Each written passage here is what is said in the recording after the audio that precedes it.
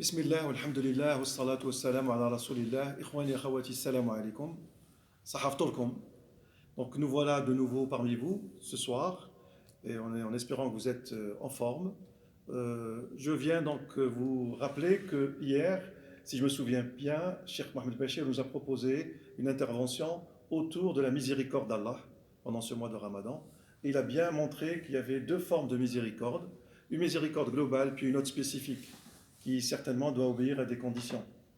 Donc pour ce soir, donc tu avais annoncé le pardon.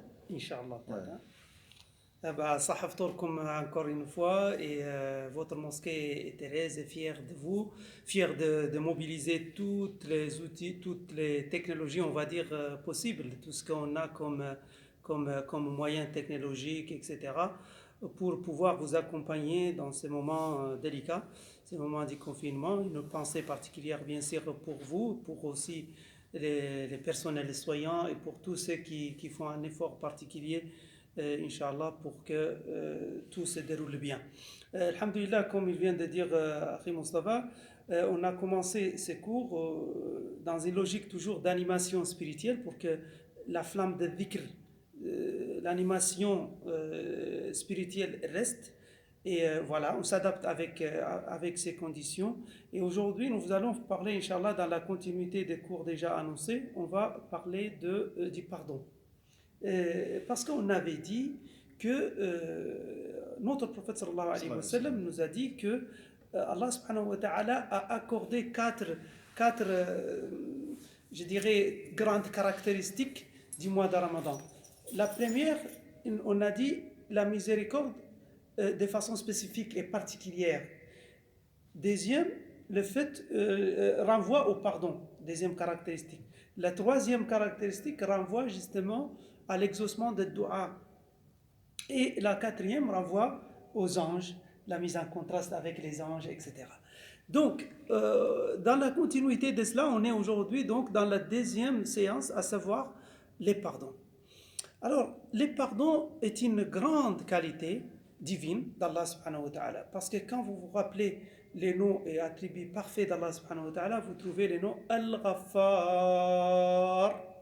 Parce qu'Allah subhanahu wa ta'ala, il s'est nommé Al-Ghaffar, les pardonneurs par excellence. Allah subhanahu wa ta'ala nous dit, il y a une sourate dans le Coran qui s'appelle sourate Ghafir, les pardonneurs. Ça commence, on trouve dans cette sourate Ghafir al-dhanb wa qabil al-tawb shadid al-iqab. Allah subhanahu wa ta'ala, il est pardonneur des péchés, il accepte les repentir et en même temps, naturellement, il peut, quand il juge nécessaire, de sanctionner, il sanctionne. Parce que nous, notre religion, fait pas de, c'est pas comme certaines qui vont faire qui vont penser que notre religion, elle se base sur l'amour, la miséricorde, mais elle se base également sur la justice. Allah est juste. Il pardonne, et c'est vrai, tant que l'être humain, il est dans son cœur, la volonté de ne pas faire le mal, la volonté de s'améliorer, il aura les pardons d'Allah subhanahu wa ta'ala au rendez-vous. Et ça a été clairement illustré par un hadith du prophète sallallahu alayhi wa sallam dans lequel il dit Kullu ibni Adam khata' wa khayrul khata'in at-tawwabun. Tous les êtres humains sont par nature fautifs. Ils peuvent commettre des erreurs. L'erreur est humaine, comme on dit. Mais les meilleurs parmi les êtres humains, selon le dire de notre prophète sallallahu alayhi wa sallam, ce sont ceux qui savent se repentir. Qui savent se repentir dans le sens qu'ils savent revenir pour corriger. Ils savent rectifier les tirs. Ils ne sont pas dans une logique de faire le mal, ou continuer comme ça. Ça on connaît. Ça, malheureusement, ce n'est pas la nature d'un bon croyant. Le bon croyant, c'est celui qui est dans sa réalité humaine. Il peut commettre des erreurs, mais aussitôt, il revient à Allah subhanahu wa ta'ala et il lui demande pardon. Et il est dit dans un hadith du prophète sallallahu alayhi wa sallam, d'après Anas ibn Malik radiyallahu anhu, Anas ibn Malik il était des serviteurs très proches de Rasul sallallahu alayhi wa sallam, un compagnon très proche de Rasul sallallahu alayhi wa sallam. Il nous a rapporté un hadith qudsi dans lequel Rasul sallallahu alayhi wa sallam il dit qu'Allah dit en s'adressant à ses serviteurs, Yabna Adam, ô fils d'Adam, et nous sommes tous des fils d'Adam, ô fils d'Adam, Innaka ma da'awtani wa rajawtani, ghafartu minka ala ma kana minka wa la ubali. Yabna Adam, Innaka ma da'awtani wa rajawtani, ghafartu minka ala ma kana minka wa la ubali.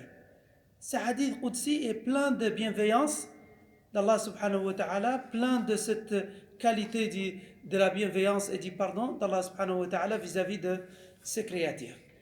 Il dit qu'Allah subhanahu wa ta'ala, chaque fois il s'adresse à ses créatures, il s'adresse aux êtres humains en leur disant, ô fils d'Adam, tant que tu me demandes, tant que tu reviens à moi et que tu me demandes, je te pardonnerai. Donc ça nous rappelle encore une fois cette grande qualité d'Allah subhanahu wa ta'ala, cette qualité infiniment parfaite d'Allah subhanahu wa ta'ala, et qui a quand même des implications en ce qui nous concerne, nous les humains. Parce que les mots, quand on parle du pardonneur, Allah les pardonneurs avec P majuscule en tant que les pardonneurs absolus par excellence, gratuitement, par bienveillance, et par grâce et par sa miséricorde, ça nous interpelle et ça doit nous interpeller, nous, les êtres humains, à être pardonneurs vis-à-vis de nos frères, nos semblables. Et plus on est pardonneur, plus on a cette prédisposition, plus Allah subhanahu wa ta'ala également nous pardonne. Et nous l'avons dit, nous le rappelons, Ar-Rahimuna yarhamuhum ar-Rahman. Soyez pardonneurs, Allah sera davantage pardonneur envers vous. Bien sûr, cela ne veut pas dire de ne pas corriger, cela ne veut pas dire de ne pas être parfois rappelé à l'ordre.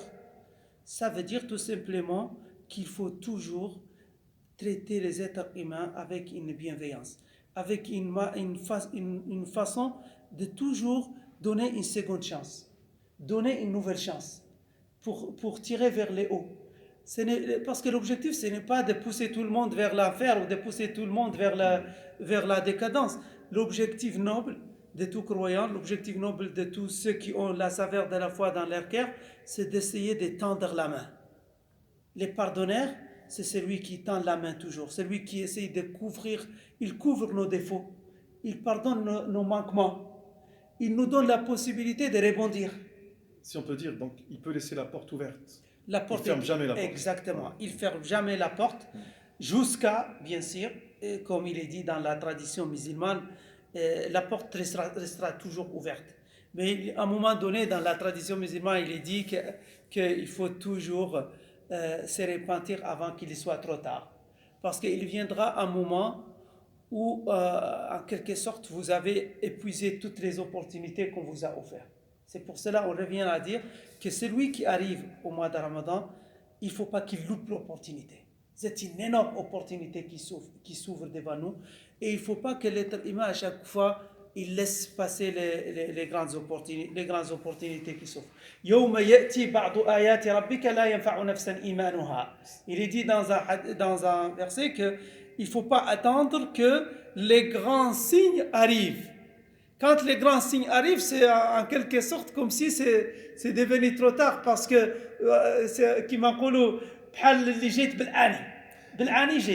Justement, je voulais dire juste un mot si tu permets, cher. Allez-y. C'est-à-dire qu'il faut que l'acte de pardonner, cet acte doit être un acte volontaire, c'est un choix, et non pas un acte par défaut. Je le fais parce que j'ai plus d'autre choix. C'est un acte par choix, un acte responsable. Un acte responsable, exactement. Ça doit être c'est proactif. Ça vient de nous-mêmes. D'accord. Ça vient de nous-mêmes. Pour s'exposer à la miséricorde, pour demander les pardons. Ce n'est pas parce que tu n'as plus les choix que tu demandes les pardons. Bien sûr. Parce qu'être humain, c'est être responsable. Être humain, c'est être responsable. Et bien sûr, en comptant sur cette qualité de responsabilité, en comptant sur cette conscience qu'Allah subhanahu wa ta'ala nous a donnée, Allah nous demande de développer cette noble qualité en nous, d'être pardonneur tout en appelant à la justice, d'être pardonneur dans une logique d'améliorer les choses, dans une logique de garder une porte ouverte, dans une logique de donner une seconde chance. ونسأل الله سبحانه وتعالى أن يغفر لنا ويرحمنا. ونسأل الله سبحانه وتعالى, on s'adresse à Allah subhanahu wa ta'ala pendant ces mois bénis, ces mois de Ramadan, ces mois du pardon, ces mois de miséricorde, ces mois de bénédiction, de développer en nous ces nobles qualités du pardon, ces nobles qualités d'amélioration, de repentir, de toujours améliorer, de toujours être bienveillant envers les créatures d'Allah subhanahu wa ta'ala. Allahumma ya Rabb al-alamin aghfir dhunubana آمين وإسرافنا في أمرنا آمين وثبت أقدامنا آمين وانصرنا على القوم الكافرين. آمين اللهم استر عيوبنا بسترك الجميل. آمين اللهم أنت الستار استر عيوبنا. آمين اللهم أنت الغفار اغفر ذنوبنا. آمين اللهم إننا خطاؤون فتجاوز عن أخطائنا. آمين اللهم أصلح أحوالنا وأحوال المسلمين. آمين إخوتنا أخواتنا الذين يتابعوننا الآن نسأل الله أن يغفر لهم ويرحمهم. آمين نسأل الله سبحانه وتعالى أن يقوي إيمانهم. آمين نسأل الله سبحانه وتعالى أن يوفقنا وإياكم للخير. آمين ولا تنسوا, n'oubliez pas d'ajouter des bons commentaires ou de poser des bonnes questions et de partager, Inch'Allah ta'ala. Les partages est une qualité On a besoin d'abonnement. importante pour nous. Ouais, Barakallahu pour vivre, fikum. Wassalamu alaikum wa rahmatullahi ta'ala wa barakatuh. Wa Ramadanukum karim. Ouais.